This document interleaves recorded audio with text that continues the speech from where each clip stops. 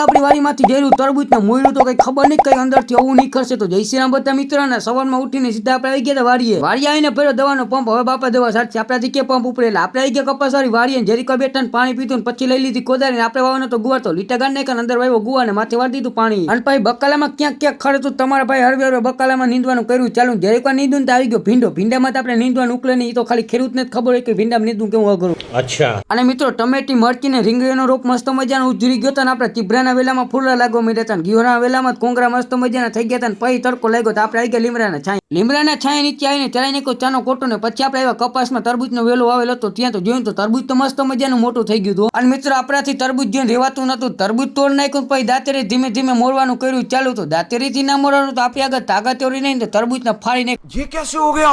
અંદરથી જોયું તો ઓહો. અને મિત્રો અંદર જોયું તો અડધું પાકલ ને અડધું કાચું હતું. પછી આપણે ચીર કરીને માંડ્યા ખાવાને. ભાઈ ખાવામાં તો એક નંબરનો સ્વાદ આવે. તમે આવી રીતના કોઈ તમારી વાડીએ તરબૂચ ખાતું તો કોમેન્ટમાં જઈ કહેતા જાજો. અને તમે ભૂલી ગયા ક્યાં જાઓ ફોલો તો કરતા જાઓ.